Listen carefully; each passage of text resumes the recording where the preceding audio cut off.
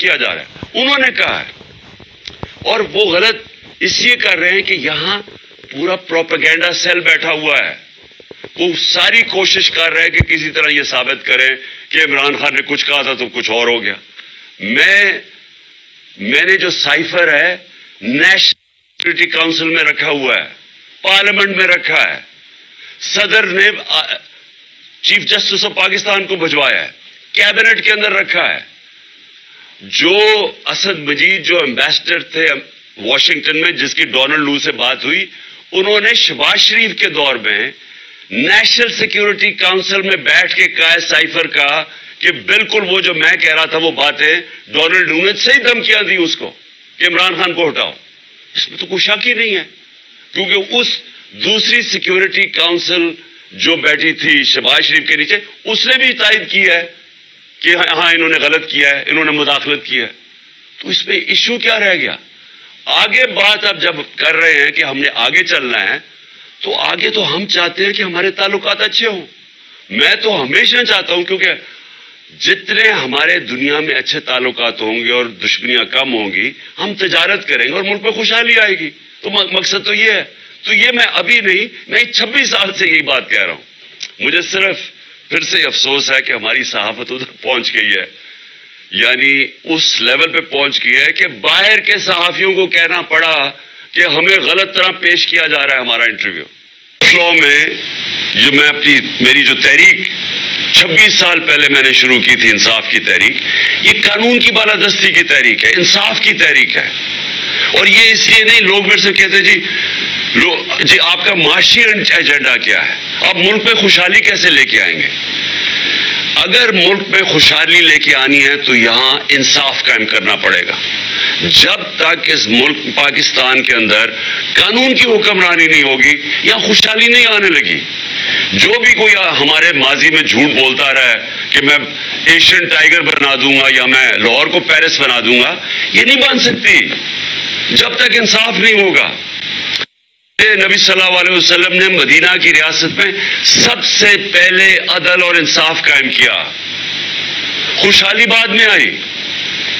آج اگر آپ ایک دیکھیں انصاف کا انڈیکس یا رول آف لا کا انڈیکس یا قانون کی حکمرانی کا انڈیکس دنیا میں چھپا ہوا ہے کہ کون سے ملکوں کے اندر انصاف زیادہ اور کدھر کم ہے.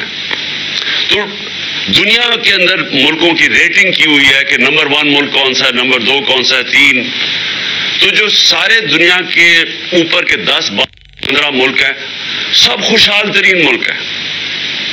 ان میں ڈنمارک ہے، سویڈن ہے، ناروے ہے، سوئٹزرلینڈ ہے، برطانیہ ہے. جو بھی ملک کے اندر دنیا میں خوشحال ملک ہیں، جرمنی ہے، ان ساروں کے اندر انصاف اوپر ہے، قانون کی حکمرانی ہے، وہاں رول آف لا ہے وہاں. تو سوچیں کہ پاکستان کدھر ہے رول آف لا انڈیکس میں؟ دنیا کے اندر 129 نمبر پہ ہے، 129 نمبر پہ پاکستان ہے انصاف کے انڈیکس کے اوپر. وہ ملک جو بنا تھا اسلام کے نام پہ اور اسلامی ریاست کی بنیاد رکھی گئی تھی عدل اور انصاف پہ، تو آج ہم دنیا میں اس نمبر پہ ہیں. تو پھر کیسے سمجھتے ہیں کہ خوشحالی آئے گی؟ خوشحالی تو آ ہی نہیں سکتی. میں آپ کو ایک مثال دیتا ہوں کہ شیر شاہ سوری، اور میں بار بار لوگوں کو کہتا ہوں کیونکہ وہ بہت بڑا اس ہندوستان کا جو عظیم ترین سلطان سربراہ رہا ہے، وہ شیر شاہ سوری تھا. شیر شاہ سوری اوپر ابھرا کیسے؟ اس کی باپ کی جاگیر تھی. اس نے بہار کے اندر جو باپ کی جاگیر تھی، اس کے اندر سب سے پہلے بڑے بڑے ڈاکوؤں کا مقابلہ کیا. سارے جو قانون توڑنے والے طاقتور تھے ان کو اس نے مقابلہ کر کے یا وہ باہر بھاگ گئے اور یا قانون کے نیچے لے آیا. جب اس نے انصاف قائم کر دیا تو جو ارد گرد جاگیروں کے لوگ تھے، جو اور علاقے کے لوگ تھے، سارے بڑے بڑے تاجر اس کی جاگیر میں آ گئے. وہاں خوشحالی آ گئی اور ساروں کو نظر آنا شروع ہو گیا کہ سب سے اس کی جاگیر خوشحال تھی اور بہترین چل رہی تھی، کیونکہ انصاف تھا.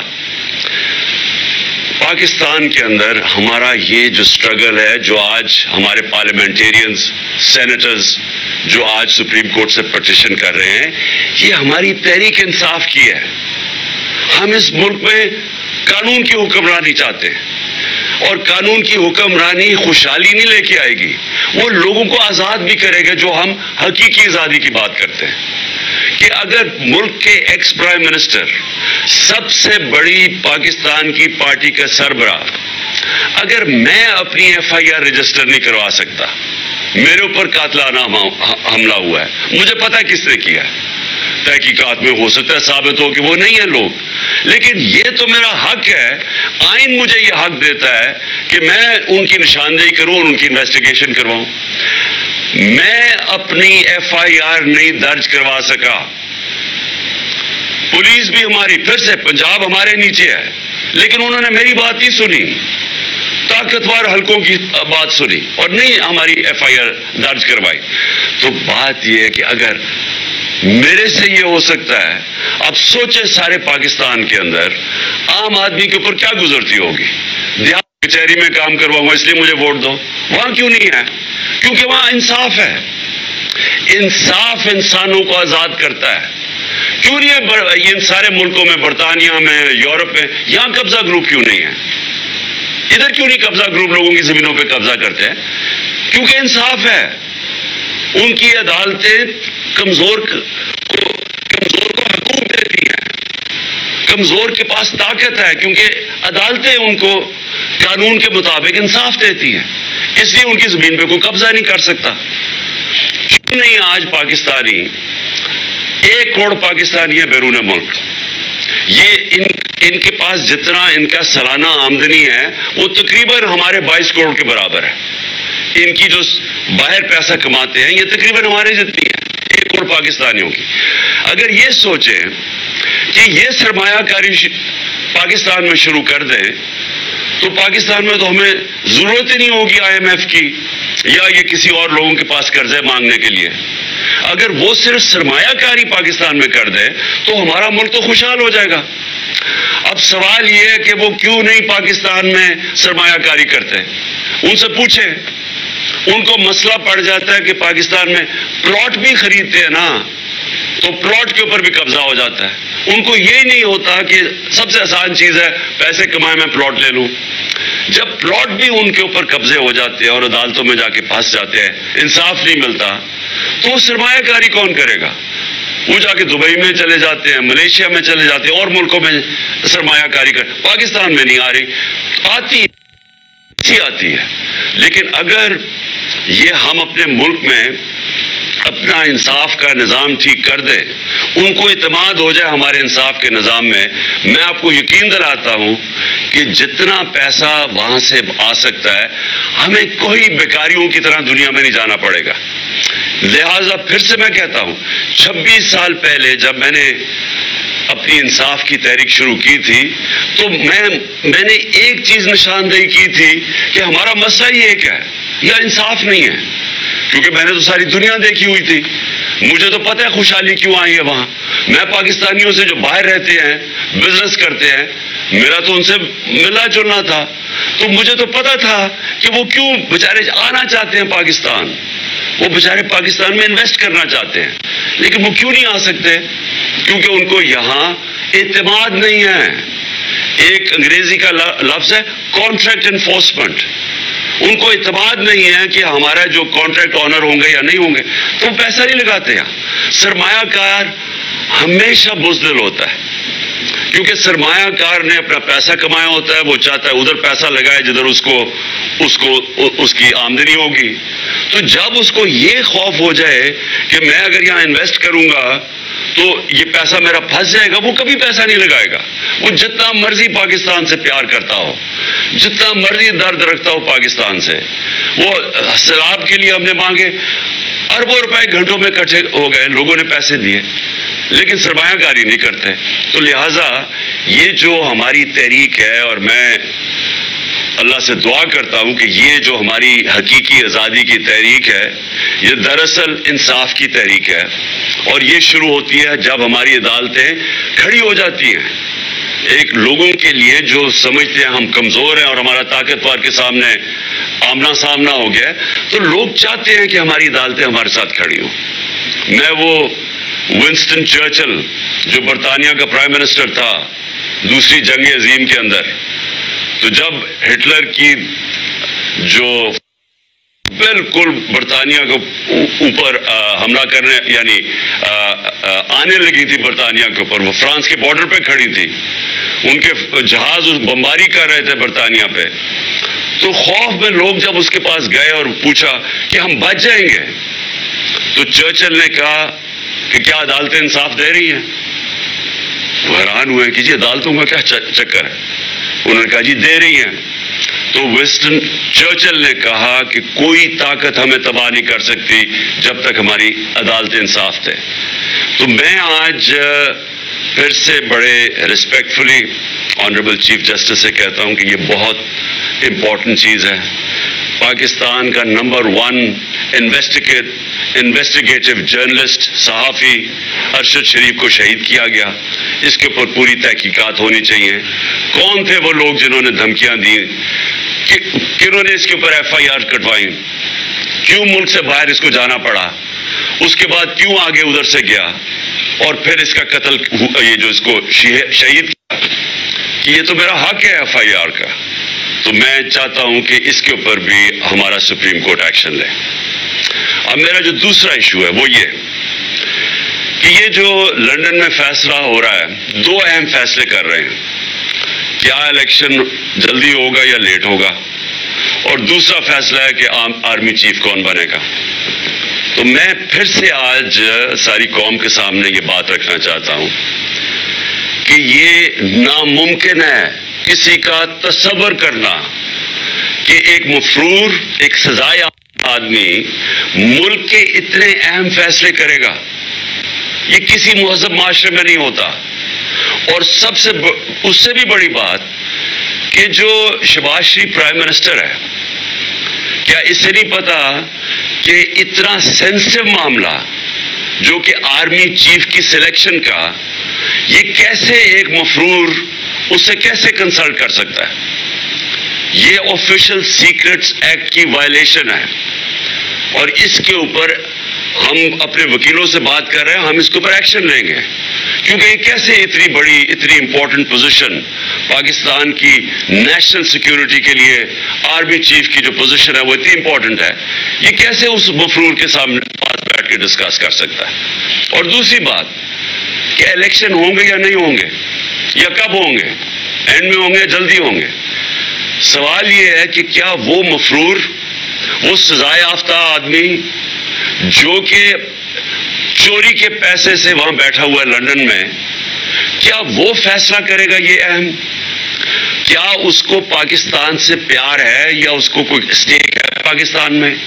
بچے اس کے باہر برطانیہ پاسپورٹ لے کے بیٹھے ہوئے ہیں، دونوں بیٹے، اس کا جو وہ سمدھی ہے، جو اسحاق ڈار ہے، وہ باہر، اس کے بچے باہر بیٹھے ہوئے ہیں، شہباز شریف اس کا بیٹا باہر بیٹھا ہوا ہے، سب بھاگے ہوئے ہیں کرپشن کیسز سے۔ کیا یہ آدمی فیصلہ کرے گا کہ پاکستان کے لیے الیکشن جلدی ہونے چاہیے بعد میں؟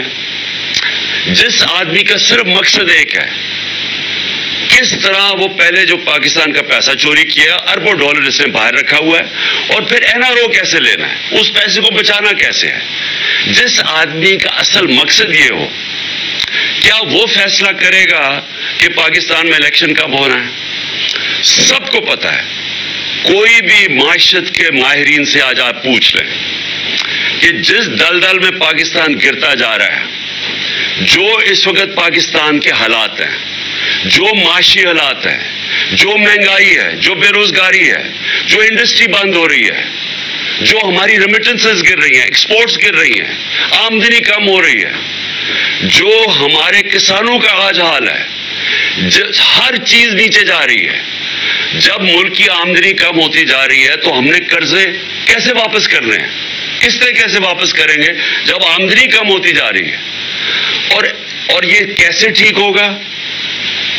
جب تک یہ حکومت بیٹھی ہے تو ٹھیک نہیں ہوگا، کیونکہ جب تک اکنامک इकोनॉमिक स्टेबिलिटी तब तक नहीं आती, यानी माशियत जब तक इस्तेकाम उसका हो ही नहीं सकता जब तक सियासी तौर पे इस्तेकाम ना हो।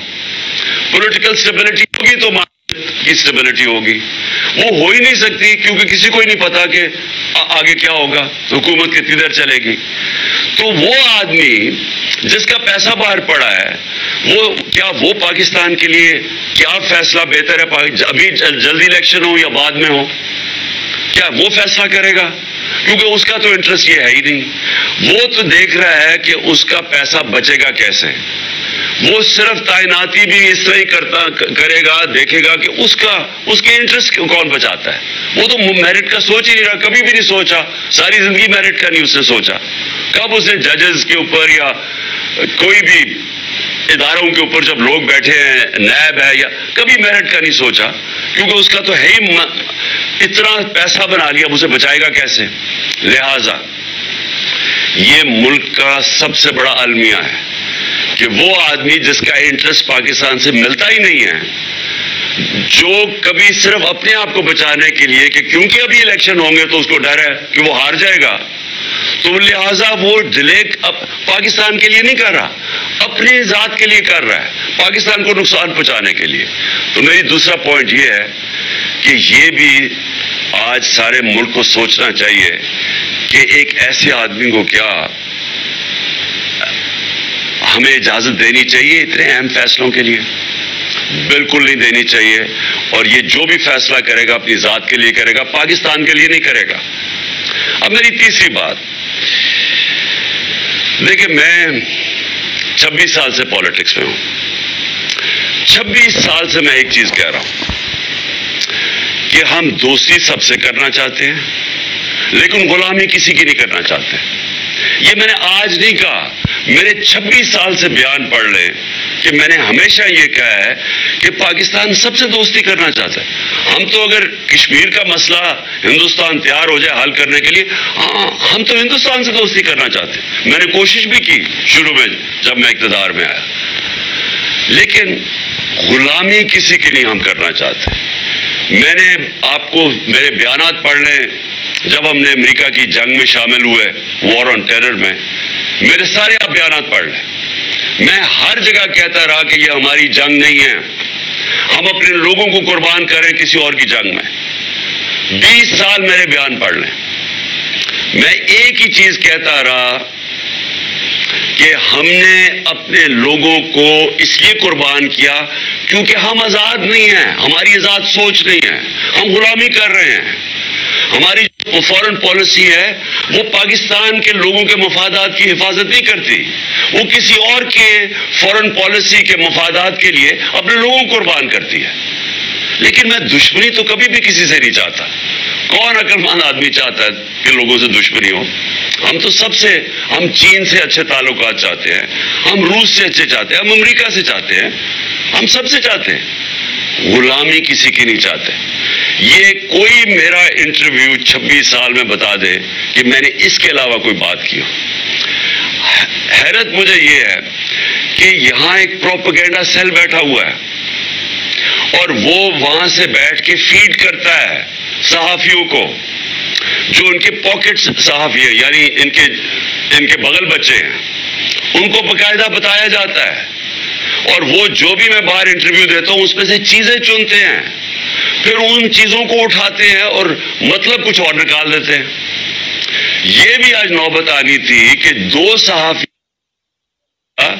उनको ध्यान देना पड़ा कि हमारे बयानों को गलत पेश किया जा रहा है, यानी मेरे इंटरव्यू को गलत पेश किया जा रहा है, उन्होंने कहा है। और वो गलत इसलिए कर रहे हैं कि यहां पूरा प्रोपेगेंडा सेल बैठा हुआ है, वो सारी कोशिश कर रहे हैं कि किसी तरह ये साबित करें कि इमरान खान ने कुछ कहा था तो कुछ और हो गया।